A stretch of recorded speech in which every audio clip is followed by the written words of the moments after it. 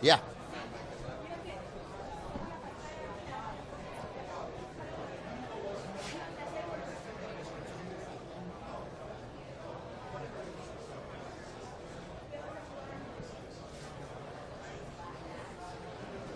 Hey everybody, I'm Ben Mankiewicz. Welcome to TYT and the second installment of Reporters Roundtable. It's going to make me laugh every time because there's no roundtable.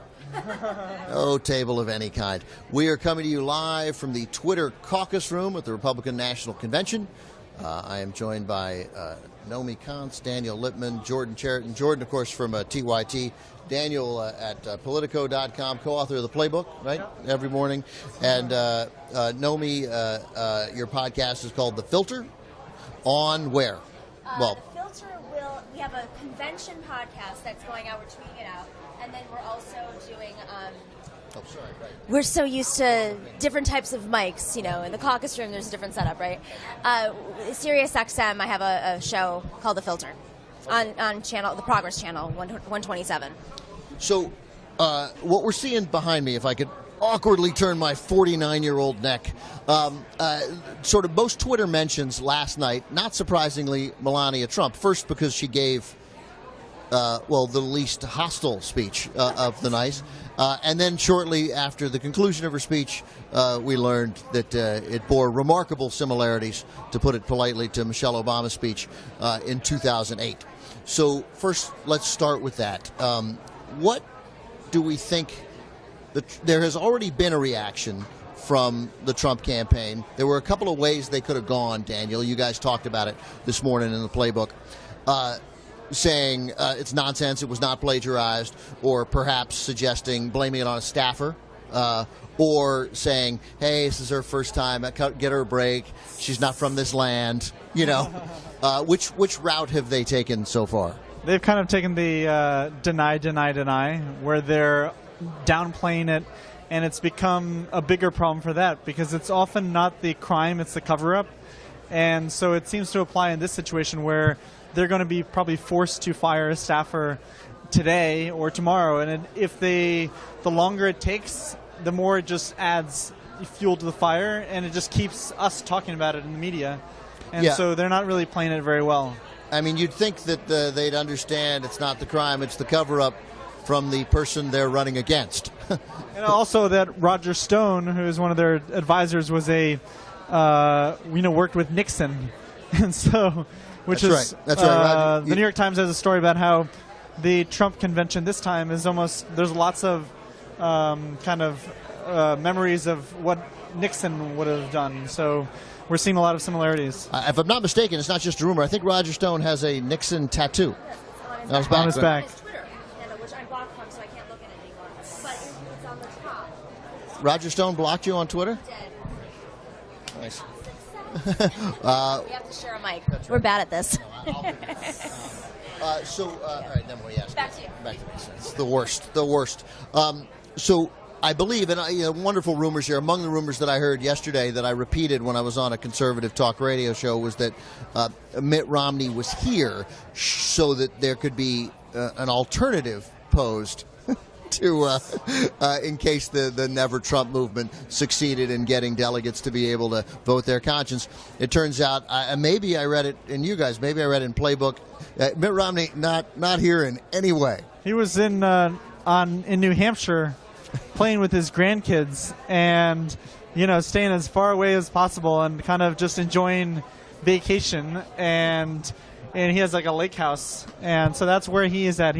I have not seen him wandering the halls looking to be nominated for a third time. Did he take a picture and have a newspaper up? Because I don't believe it. That's right. Yeah, he did like a hostage video. I'm looking for that, like the union leader. I haven't seen any of those, so that would prove that he's in New Hampshire. So I'm getting to that because of and Jordan, let me ask you, because what I believe I heard, again, so you hear stuff around here, and much of it turns out not to be true, but somebody told me that on television this morning, Paul Manafort, running the Trump campaign, said that words to the effect of, come on, 93% of the speech was original, only 7%. It was Chris Christie? Okay, Chris Christie. So does that strike you as a tack that will work?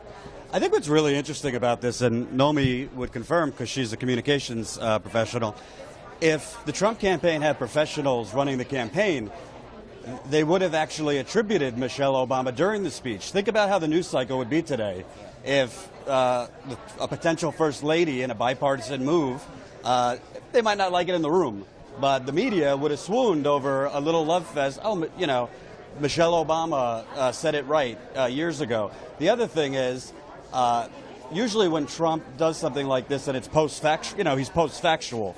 It's in the news cycle for a day or two, but then they move on to something else. Since the media is in a mosh pit here, this is just going to linger for days and days and days until somebody is fired or something else, because the media has nothing better to do. I have to disagree with you on that just a little bit.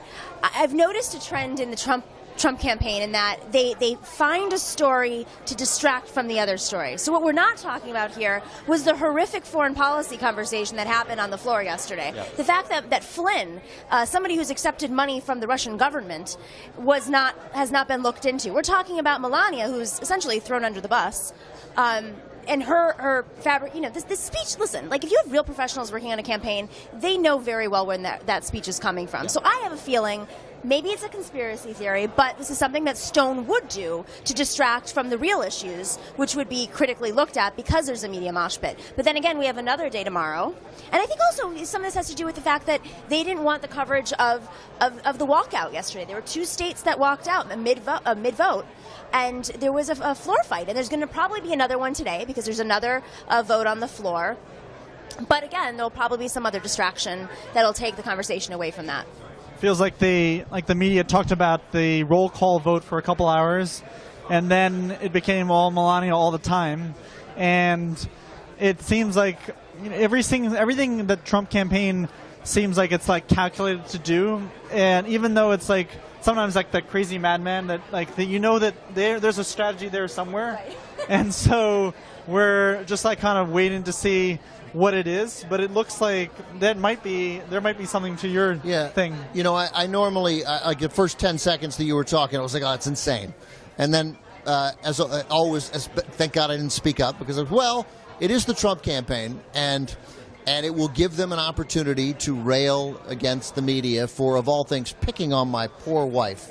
That said, it was the best speech of the night, and I think that, pointless as it may be as to who somebody's spouse is, with the exception of Hillary Clinton for the rare reason that he was president of the United States, I think it killed what would have been a positive story coming out for Trump. So I think it mostly hurts in destroying sort of one good storyline. But to Jordan's point, which is an excellent one because it's what Trump is incapable of. You know, imagine if Melania had said, you know, my husband and I and President Obama don't agree on anything, but I can say this.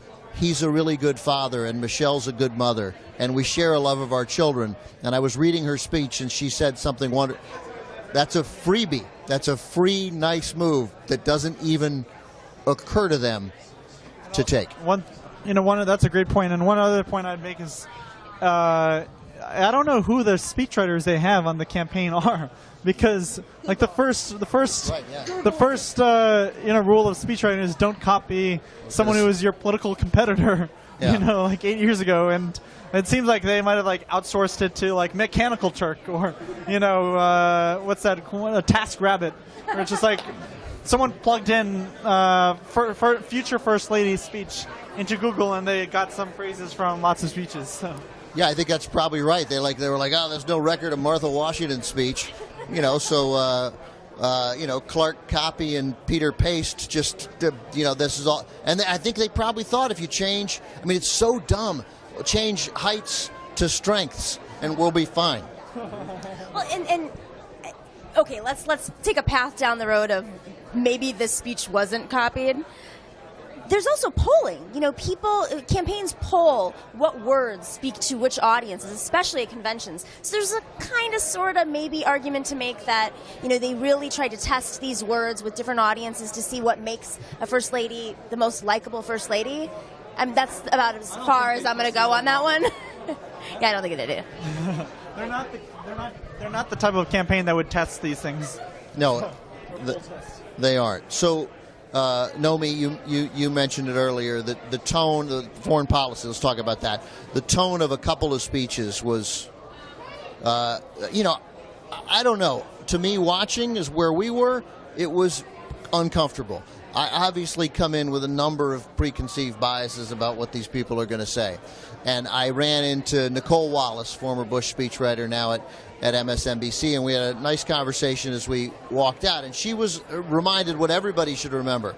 It doesn't matter how it played in the room. That's not the audience. She watched every Bush speech from her office so that she would get a sense of what people were watching at home. Do you think that sort of anger from Giuliani, Michael Flynn less relevant because it was after Trump and there's no way a lot of people were watching, but is it, and the difficulty of watching those soldiers who are braver than I am but rambled and seemed to celebrate killing other people. I got it, people who are going to kill them. I understand the concept of war, but is there a chance that what I felt and what other progressives felt is not the way the American people received those speeches? Jordan, what do you think? I think they made a strategic mistake with the Benghazi mother. I don't want to belittle. She lost her son, and that's terrible. But it's just an issue that hasn't resonated among independents, among maybe conservative Democrats, and there's just so many other recent terrorist attacks abroad. Mass shootings here. The whole theme is "Make America Safe." I'm not talking about the facts of the issue, but there's so many. If you have a retired general coming out, or all these speakers, Rudy Giuliani, you could go list by list of the things that have happened and make a case that Obama's been kind of, not aggressive on those things. But they, kind of focused on this Fox News creation, and I don't think that's going to play to if there were independents or people just tuning in for the first time. I also think they really didn't tap into their main argument that Obama has divided us. Look at all the violence going on, whether it's shootings and hatred and this and that. That's part of safety. So I think if you look at it as one coherent strategy, I don't agree with Chris Matthews often, but he said the Benghazi thing was a big mistake. And I think that was one of the worst parts of the night, other than Rudy Giuliani just screaming. Well, yeah, and let's talk about the mother, because that obviously you ache for her. That felt exploitative to me, and I suspect to others. I sensed, I don't know. We have no data. We're making this up. This is punditry run amok. That's what the data behind us. We have, right, the data. We know what people are talking about. There, Pat Smith, the mother, there, she's the four, and we're coming to you live from the Twitter caucus room here at the Republican National Convention. Our obligatory plug for Twitter. But I mean, look at that. Like this Pat Smith, this tragically loses her mother. Talks about, feels to me massively exploitative. We were calling it tragedy porn. I'm sure others were as well. And she's still not getting mentioned as much on Twitter as Scott Baio. Like, it doesn't. I don't know. It doesn't. My sense is that was like Jordan. That's going to come. That's going to end up being a mistake. But we have to wait till we get any kind of data on it, right? Like, one thing I would mention is that the things that we think, on this panel think are going to be, that the Trump campaign and the convention should talk about, that is sometimes not as, like, the Trump campaign can't change itself. It's already a chameleon enough. It can't totally overhaul itself to have a convention based on just like policy issues, and so they have their hobby horses that they like to talk about. Democrats do too, and so in Philadelphia next week we're going to hear the same themes of income inequality and climate change that are kind of the equivalent. Climate change, really? No, when do the Democrats talk about climate change? Let's be real. Some of them do. But not on that stage. Well, we'll have to see what Tom Steyer thinks of that. But and so it's kind of, if the Trump convention held something that was totally different in terms of their issues, they didn't talk about Benghazi, then conservatives would be pretty up in arms. They would be like, these are the best issues we have against Hillary. Why are we kind of laying down? Why are we waving the white sheet? And to be fair, there are a lot of issues they could have talked about that they didn't, and I'm very grateful that they didn't bring up reproductive health and wage a war on that. I mean, granted, that wasn't the theme of the night, but there were a lot of, usually in these nights they have a story. They're trying to tell a story.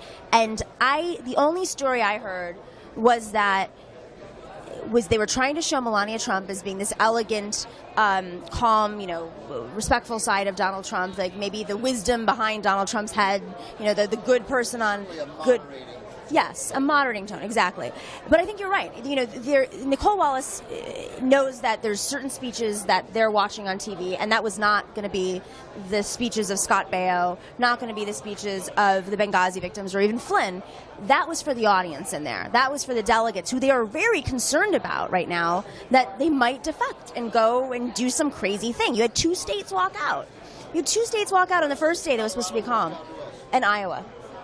And Virginia, was frustrated. So there's 2 games I think that they're playing right now, maybe 3 even. But one is how do we tell the story of Donald Trump and show him as being presidential during the primetime hours, and then how do we keep this convention in order, because it's on the verge of chaos. Right. So I don't know. Yeah, those moves to unbind delegates, they're not going to succeed in actually removing Trump. But now the effort seems to be, and there'll be another move, as you mentioned, Nomi, today. It's literally done to embarrass. It's like a face saving to show their strength. So, and we'll follow that as it develops. What about well, let me ask you this, because you read how obsessed about ratings Donald Trump was at The Apprentice, and he had his agent get the ratings before network executives. That's an agent I'd like to have. So he could tell the network execs, like he liked being able to go to. So he's looking at the overnights. This is a ratings. I don't think Bill Clinton was obsessed with ratings. I don't think Obama is. I don't think Bush was. I mean, and the Monday ratings are always going to be the worst. The ratings will get better.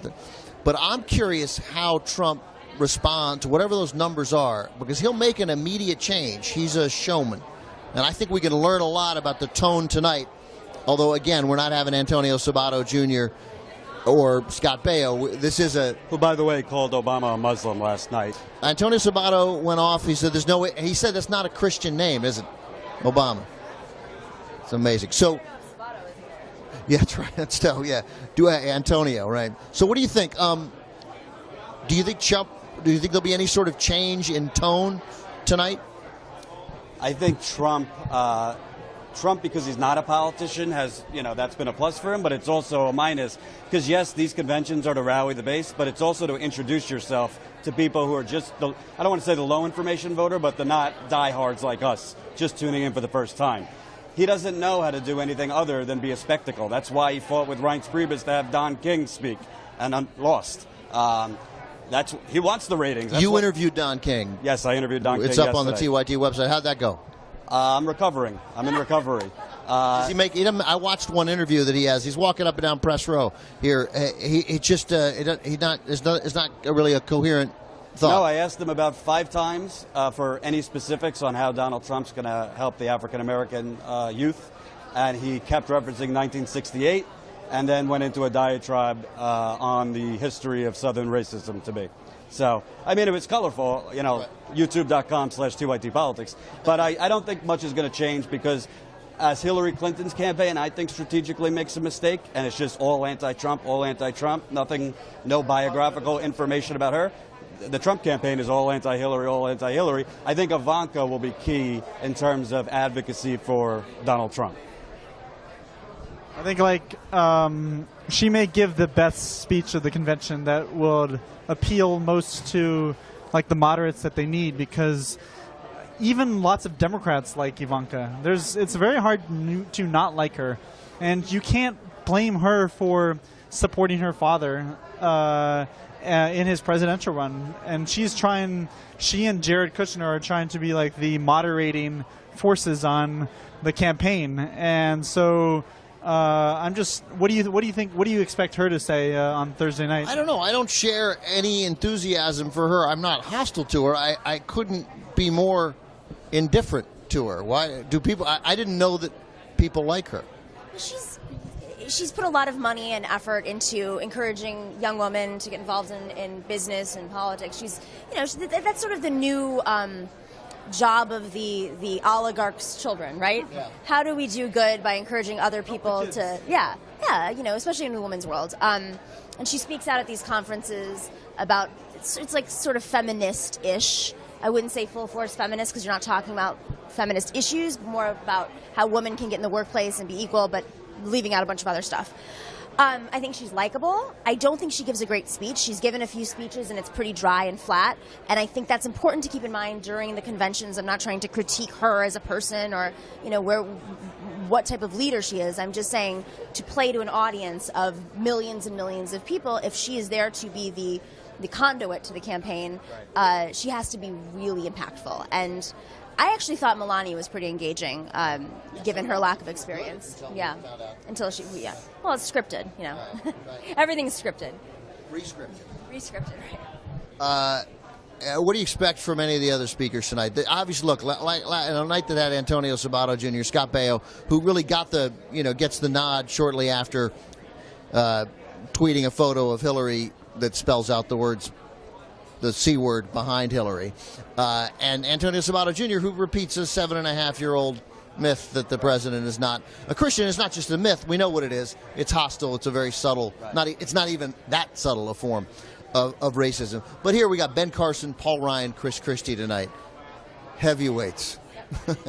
But certainly by comparison, that I imagine will give it a calmer, more traditional tone.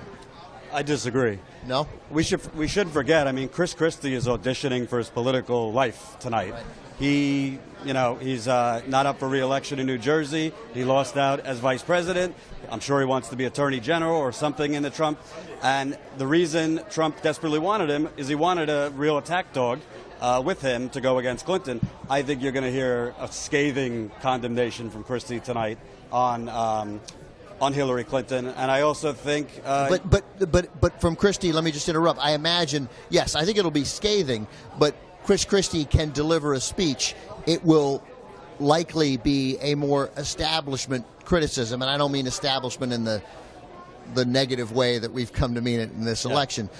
He won't yell and scream like Giuliani, and he won't make no sense. Right. Obviously, as you know, it's not hard to criticize Hillary Clinton. Right. So you can give a good anti-Clinton speech, Yeah. and he'll give one that might resonate more and might appeal to the odd moderate. Right. Well, I also forgot my sleeping pills, so I'm excited Ben Carson is speaking tonight. That should help. That's the anti-establishment. Last night I slept in the Uber back to my hotel in Akron, so hopefully, maybe Ben Carson can. Maybe he might have more energy than some of the others. So, but you never know. Yeah, I don't. What are your thoughts on that? Paul Ryan. I'm really looking forward to hearing what he has to say because he's keeping the party together right now. And when he's been asked about Donald Trump, he hasn't really been rah rah rah. This guy's our presidential pick. So I'm curious to see how he's going to excite the base and send the message that the party needs to unify. When he and his Ayn Rand policies seem at odds with everything that Donald Trump represents. I wonder if there's going to be any moments when the convention hall or parts of it kind of boo Paul Ryan if he says anything that is remotely, critiquing or not favorable to Trump, where he calls for like a new. I don't know exactly when he would say that. These are delegates. These aren't Trump people. It's not a Trump rally. I think the audience that's watching it may assume that these are the people who show up at these Trump rallies, or a few of them, but they're Republicans. Just like the Democratic convention is going to be the same thing. They're not all going to be a bunch of hippies. It's going to be a lot of union members who supported Bernie Sanders. But I think a lot of the delegates there, as we could see from yesterday's Rules Committee, they are Trump supporters, and so they may not go to all the rallies, but I think they're smart enough to know that if they actually took the nomination away from Trump, then there would be such a split in the party for a long time. Were you on the floor when they that motion was? They tried to have that motion to unbind the delegates. I was watching from television because I was there, and I coincidentally happened to be there, and I'll imitate it now. I did it last night on the Young Turks. The guy from Arkansas, the representative from Arkansas who was the chair, said, the chair needs to know the difference, be able to clearly distinguish the yays from the nays. So how many say yay? Yay! How many say nay? Nay! I looked at my friend Michael Schur. We're like, that's a tie, right? And then he went, the yays have it. We're like, whoa, there's no way, no, the human ear could not detect that difference. Inconceivable. Real quick, do you think Trump will show up? He was there. He was as brief as he's ever been. He had the wrestling type entrance. There was talk that he was going to appear on tape tonight. I don't see how he doesn't appear every night in some small capacity. You think he'll show up tonight? Well, he's not here. I know he's coming back tomorrow. Show up on the television part tonight. You know, it would be a guess. I would guess yes, because it's Trump and he has a big ego and doesn't want to be vacant. He called in during Pat Smith's. Right. Yeah, Unreal. Yeah. I mean, he's stealing ratings from his own show on a different show. From a mother whose son was killed in Benghazi. He's not a sensitive human being. Like, well, okay, what I expect, and maybe this is just if I'm fantasizing, if I were going to format and program Trump, I think he's going to do a funny video with like Paul Ryan and Chris Christie. Maybe I'm just inventing this, but because he can't do the same thing he did. He can't call in. Yeah, I like that. Or he's going to do a video just slamming the media, CNN, all of them for attacking his wife. Defending his wife. That might work. Let's before we shove off. Remember, you mentioned that the biographical information about Hillary, that too much of hers is anti-Trump. Her convention will be that, because that's what Democrats do. They did it effectively in 1992 with Bill Clinton. I have no recollection whatsoever of Al Gore. John Kerry's was bad because of an unwillingness to criticize George W. Bush, a complete unwillingness to. But the Obama convention told us a lot about, these are television shows, and we're all complicit in promoting these television shows. But so Hillary's will do that. But Politico had a really a great. You guys had a little point today that I guess has been reported elsewhere. Hillary's, as she gets to come close, probably the end of the week, she'll name her vice presidential pick. That now Tom Vilsack of Iowa has moved into the top tier. Yeah, so we're kind of just reading the tea leaves and talking to people in the know and also in the Vilsack world. And this may be another, I believe our reporting is accurate, but this could be a kind of a strategic play by Clinton to kind of basically have something like a head fake where they actually pick someone else who hasn't even been named. So it might not be the Kanes of the world or the Tom Perez's of the world or the Vilsacks. It doesn't. I don't see Vilsack exciting the base as much. As Mike Flynn's back in the picture.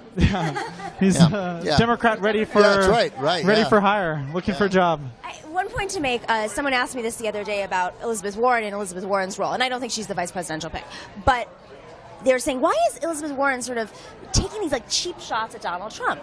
And I said, well, she can do that. She's playing that role for Hillary, so Hillary can go to the center now. So there's this weird strategy where she's using all of her surrogates to kind of keep her base excited, and I don't see Tom Vilsack really doing anything for her other than Monsanto, because he has weird connections to Monsanto, which make me very upset. The one person made the point that the usual role of the vice presidential candidate is to be the attack dog. But if you're Mike Pence, you're the main dog, Trump is the attack dog. Right. And you are kind of the moderating force who is the Mr. Nice Guy. And so it's kind of an opposite, is up is down, down is up. But like the 60 Minutes interview, I expect when Mike Pence speaks tomorrow that Trump will come out there and just keep interrupting him. Yeah. Yes, you can say that. Go ahead, you can say it. Yeah. A couple of progressives here. Well, three, if you count me. I can't imagine much excitement from you, Jordan, about Tom Vilsack. No. Yeah. No. As a political matter, my guess is it's either Tim Kaine or Cory Booker. Tim Kaine is a bilingual speaker. Yeah. I think you're right. Virginia's critical. He's not exciting, but he's not going to put you to sleep. And Cory Booker, the Obama coalition, he's a fairly good speaker, charismatic. But to me, it's obviously a no-brainer. I mean, Elizabeth Warren, I think clinches it for her. The question is, will she choose someone that upstages her? And I don't think so. Daniel mentioned that in the final three, Tom Perez, and though Tom Perez, who helped orchestrate the TPP, he says that the exceptions that they put in and the rules that they put in protected people, and obviously that's going to be a bone of contention with progressives. But prior to that, Tom Perez is awesome. like Tom Perez is a fighter and a union guy and a believer in blue-collar workers and a fighter, and I've always wanted it to be Elizabeth Warren or Tom Perez. So that would still excite me. I would like that. Jonathan Alter was in that chair yesterday and pointed out, to your point about Elizabeth Warren, that she's become an attack dog and that Twitter gives her that opportunity. Twitter gives, again, creates a whole new opportunity to where your vice president doesn't have to do that. And why bother picking Elizabeth Warren when she can do that and continue, in a sense, to hopefully fire up the base and hammer Trump and make Trump respond to these things from Twitter, and that you get the best of both worlds in that regard. Is that a fair point? I think so. The one point I would make about Tom Perez is like there are no no Democrats could ever think that he's not a true progressive. So, like, he's fought like day in, day out as labor secretary, doing the hard things, whereas a person to kind of make progress on liberal issues. Joaquin Castro was talked about as a possible VP candidate, but a lot of people think he's kind of an empty suit, and like he hasn't been fully engaged as much in making a policy difference on every day. He's 19 years old. Also, I don't think people realize that. But would you be satisfied with Tom Perez? I would be satisfied with Tom Perez. I am concerned about TPP, and I think that's the issue that is going to divide this election. And I don't think any language, any messaging, any spin could separate the fact that he was so involved with TPP. When Donald Trump and the Republicans are going to take advantage of that in every single way possible because they want to divide that coalition under the Democratic Party. Cory Booker, I think, would be a horrible, horrible mistake. There's just so much dirt on him and his ties to the financial industry, and this is just the wrong year for Cory Booker. I think his time is gone. I think he's in this weird generation. I mean, the problem with the Democrats is we don't have a bench, and those who were on the bench were very tied to financial interests because that was the space that they could move ahead in. Cory Booker, Kamala Harris. Yeah, really. I mean, and these are like Gen Xers. There's really no Gen Yers. There's maybe two, Kennedy and Tulsi Gabbard. And that's who we have. And so she wants to go to someone younger to play to the more progressive base. The options she has are more corporate supported. A lot of them have Wall Street experience. Those are the Democrats that have come up. And I don't see that him being a good choice. Yeah, the optics are nice on Cory Booker. That's what's nice. They'll look good together, and that matters. But I hear you. All right, guys. Thank you, Daniel Littman from Politico, Jordan Sheridan, TYT, Nomi. Thank you very much. The Filter, Sirius XM. Also find the podcast as well. We're back tomorrow with more of our Reporters Non-Roundtable. Thanks for watching, everybody. Thanks, guys. Thank you. Good to finally meet you since I talked to you via email. Hey, thank you. Thank you.